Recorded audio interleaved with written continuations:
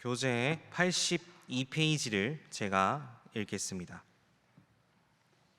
119편은 하나님의 말씀을 사랑하고 그 말씀 안에서 살아가는 복된 삶을 노래하는 장대한 지혜 시입니다.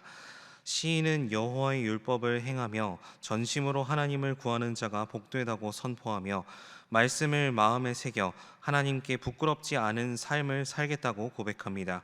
이어서 시인은 나그네 된 삶 속에서도 말씀이 자신의 유일한 기쁨과 충고자가 됨을 고백하며 교만한 자들의 조롱과 억압 속에서도 하나님의 증거를 굳게 붙들겠다고 다짐합니다. 나아가 시인은 하나님께서 친히 말씀의 길을 가르쳐 주시고 그 길로 걸어갈 힘을 허락해 주시기를 간구하며 말씀 안에서 자유를 누리고 왕들 앞에서도 하나님의 교훈을 담대히 선포하겠다는 신앙의 결단으로 나아갑니다. 오늘 우리가 함께 살필 시편 119편은요, 성경 66권 전체를 통틀어서 가장 긴 장입니다. 한 번에 저희가 다 진행할 수가 없기 때문에 편의상 4번으로 나눠서 오늘부터 토요일까지 시편 119편을 계속해서 나누려고 합니다. 이 시편 119편은 아주 특별한 구조적 특수성을 가지고 있는데요, 일명 알파벳 시편이라고 합니다. 히브리어 알파벳은 총 22자로 이루어져 있는데요, 시편 119편은 이 22개의 알파벳 순서에 따라 알파벳 하나당 8절씩 구성되어 있습니다. 저희는 이제 한글로 번역된 시편을 읽는 것이기 때문에 이러한 히브리어 알파벳 특성이 보이지 않는데요, 예를 들어 이거를 우리나라 말로 이제 표현하자면 이렇게 됩니다. 한글 자음은 기역, 니은, 디귿, 그다음 리을이죠. 이렇게 진행되는 거 잘 아실 것 같습니다. 1절부터 8절까지는 기역으로 시작하는 단어가 각절 맨 앞에 나오는 겁니다. 그리고 9절부터 16절까지는 니은으로 시작하는 단어가 각절 맨 앞에 있는 겁니다. 그러면 17절부터 24절까지는 어떤 글자 단어가 맨 앞에 나오는 거죠? 네, 디귿이죠. 네, 너무 잘 아십니다. 네. 한글을 예로 설명을 드린 것이고요, 이 시편 19편은 히브리어 알파벳 기준으로 되어 있습니다. 그래서 히브리어 알파벳 그 순서대로 맨 앞 글자가 계속해서 8절씩 바뀌어 가는 겁니다. 그래서 총 22자가 있다고 말씀을 드렸죠. 8절씩 해서 22자, 그래서 176절인 겁니다. 8 곱하기 22 해서 176절까지 오늘 시편 119편이 이루어져 있는 것이죠. 이렇게 이런 알파벳이라는 특징을 살려서 시를 지었다 보니까 시편 119편은 이 전체를 관통하는 어떤 쭉 이어지는 내용이 있지는 않습니다.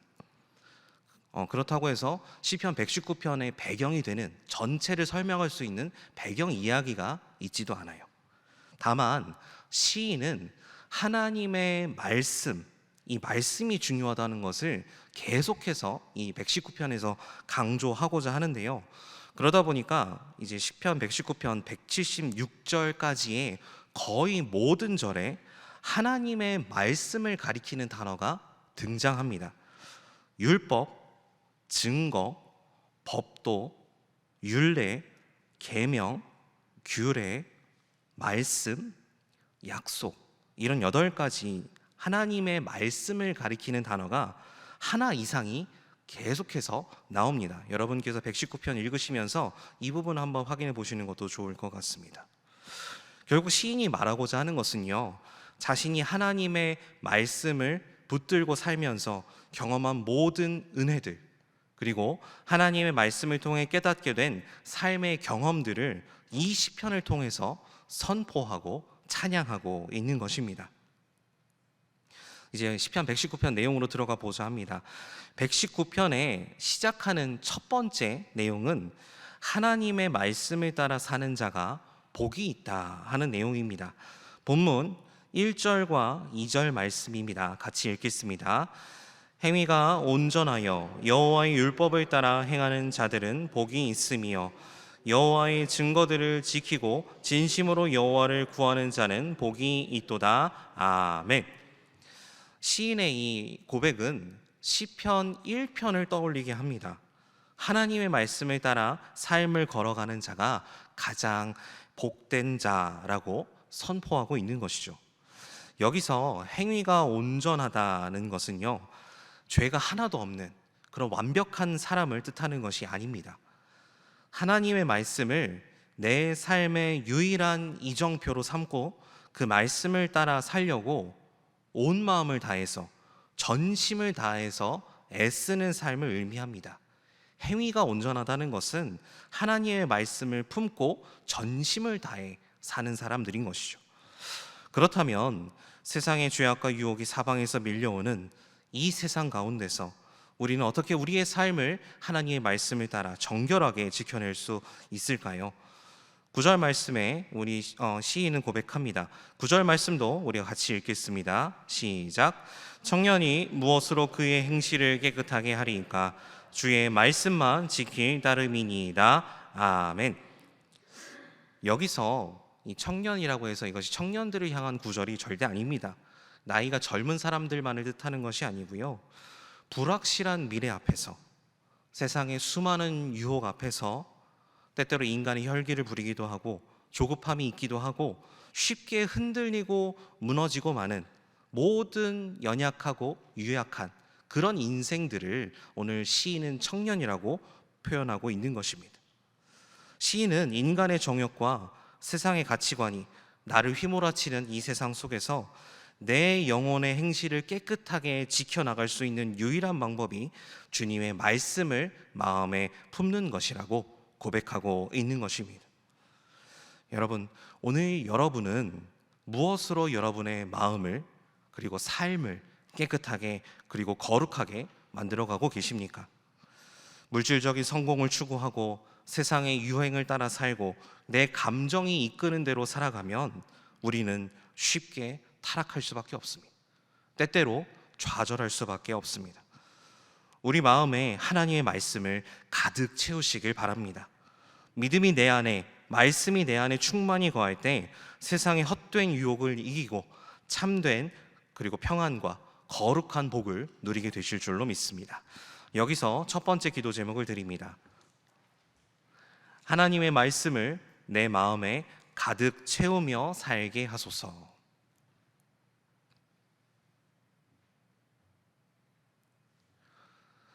하나님의 말씀을 내 마음에 가득 채우며 살게 하소서.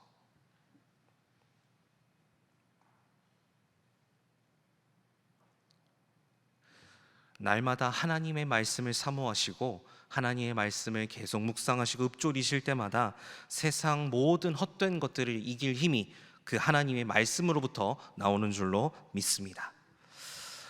그리고 또 시인은 고통 가운데 있을 때 참된 소망이 되는 말씀을 발견하도록 영의 눈을 열어달라고 간구하고 있습니다. 오늘 본문 17절부터 32절의 내용을 보면 시인의 상황이 결코 평안하지는 않습니다. 19절에 보면 자신을 땅에서 나그네가 되었다 고백하고 있고요, 21절과 23절에 보면 교만한 자들에게 상처받고 멸시를 당하며 심지어 고관들, 권력자들도 앉아서 나를 비방하였다라고 탄식하고 있습니다. 25절에서는 내 영혼이 흙에 붙었사오니라며 깊은 절망과 수치심을 겪고 있음을 말하고 있습니다. 사방이 비방과 고난으로 막혀서 숨조차 쉬기 어려운 그러한 순간에 시인은 사람을 찾아가지 않습니다. 하나님 앞에 엎드려 기도합니다. 18절 말씀입니다. 제가 읽겠습니다. 내 눈을 열어서 주의 율법에서 놀라운 것을 보게 하소서. 아멘. 고난이 찾아왔을 때 나를 괴롭히는 원수나 절망적인 환경만을 바라보며 오늘 시인은 낙심하지 않고 있습니다. 대신 하나님, 내 영의 눈을 열어주셔서 주의 율법에서, 즉 주님의 말씀에서 놀라운 구원의 약속을 보게 하소서라고 기도하고 있는 것입니다. 그 결과가 어떤 역사가 일어납니까? 26절의 말씀을 함께 읽겠습니다. 시작. 내가 나의 행위를 아뢰매 주께서 내게 응답하셨사오니 주의 율례들을 내게 가르치소서. 아멘. 주님께서 응답하여 주시는 것입니다. 세상 사람들과 세상을 바라보는 것이 아니라 하나님의 말씀 붙들고 하나님께 나아갔을 때 주님께서 응답하여 주시는 줄로 믿습니다. 세상에서 멸시를 받고 재정의 문제와 건강의 문제로 우리의 영혼이 마치 우리의 몸이 진토에 붙어버린 것 같은 그런 기분이 들 때 환경을 바라보면 낙심할 수밖에 없어요. 내 눈앞에 놓인 문제들을 바라보면 주저앉을 수밖에 없습니다. 여러분, 그때 이렇게 기도하시길 바랍니다. 주여, 내 눈을 열어 주의 말씀 속에 놀라운 사랑과 주님의 약속을 보게 하소서. 육의 눈을 닫고 영의 눈을 열어 주님의 말씀을 바라볼 때 그 말씀이 우리의 영혼을 단단하게 일으켜 세우는 기적을 맛보게 되실 줄로 믿습니다. 여기서 두 번째 기도 제목을 드립니다. 영의 눈을 여시고 말씀 가운데 나타나는 놀라운 기적을 보게 하소서.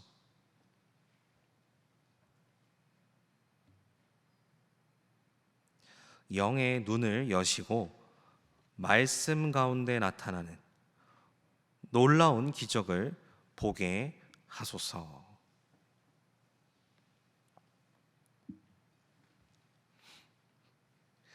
인간적인 눈으로 보았을 때 성경은 역사상 가장 많이 팔린 어떤 책에 불과합니다. 그러나 거룩한 영적인 눈으로 성경을 보았을 때 성경은 살아계신 하나님의 말씀으로 우리의 마음과 심령 깊은 곳을 감찰하시고 우리 인생을 변화시키시는 줄로 믿습니다. 또 시인은 33절부터 48절까지 말씀을 깨달은 자가 세상 속에서 어떻게 살아가야 하는지 구체적인 내용을 제시하고 있습니다. 36절과 37절 말씀입니다. 같이 읽겠습니다. 시작. 내 마음을 주의 증거들에게 향하게 하시고 탐욕으로 향하지 말게 하소서. 내 눈을 돌이켜 허탄한 것을 보지 말게 하시고 주의 길에서 나를 살아나게 하소서. 아멘. 인간의 마음이 본능적으로 하나님의 은혜보다는 세상의 탐욕을 추구하며 썩어갈 수밖에 없는 그런 허탄한 것에 끌릴 수밖에 없다는 것을 오늘 시인은 너무나 잘 알고 있었어요. 그렇게 날마다 하나님께 내 시선과 내 마음을 세상의 욕심에서 돌이켜서 오직 생명을 주시는 주님의 말씀으로 우리의 시선을 향하게 해달라고 구하고 있는 것입니다. 이처럼 우리의 마음이 세상의 탐욕에서 떠나 주님의 말씀으로 채워질 때 우리의 삶에는 세상이 줄 수 없는 평안이 그리고 참 자유와 그리고 담대함이 넘쳐나게 되는 것입니다. 45절과 46절을 제가 읽겠습니다. 내가 주의 법도들을 구하였사오니 자유롭게 걸어갈 것이오며 또 왕들 앞에서 주의 교훈들을 말할 때에 수치를 당하지 아니하겠사오며. 아멘. 세상 사람들은 말씀을 지키는 자들의 삶이 어떤 하나님의 말씀에 그런 계명에 얽매여서 불편하고 답답할 것이라고 생각하고 착각합니다. 그러나 진리의 말씀, 하나님의 말씀을 품고 살아갈 때 세상의 헛된 그리고 죄악된 가치관에서 벗어나서 참된 영적 자유를 우리가 누리게 되는 줄로 믿습니다. 심지어 나를 위협하는 세상의 권세들 그 앞에서도 세속의 가치관에 굴복하지 않고 하나님의 진리를 담대하게 선포하며 부끄러워하지 않고 담대한 믿음으로 이 세상을 살아갈 용기가 우리에게 넘쳐나게 될 것입니다.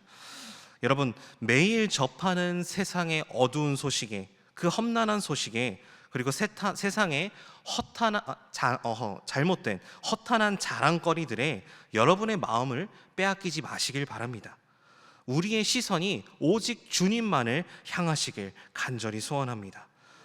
우리가 말씀을 우리 마음에 가득 채울 때 세상이 줄 수 없는 참된 자유가 그리고 영적인 자유가 우리 안에 있을 것입니다. 세상 사람들의 시선에 그런 평가에 주눅들지 마시고 왕 되신 하나님의 그 하나님의 뜻과 그 영광된 삶의 자리에서 담대히 살아가시는 거룩한 성도님들 되시기를 간절히 소원합니다. 여기서 세 번째 기도 제목을 드리겠습니다. 하나님의 말씀 가운데 참된 자유와 용기를 얻게 하소서. 하나님의 말씀 가운데 참된 자유와 용기를 얻게 하소서.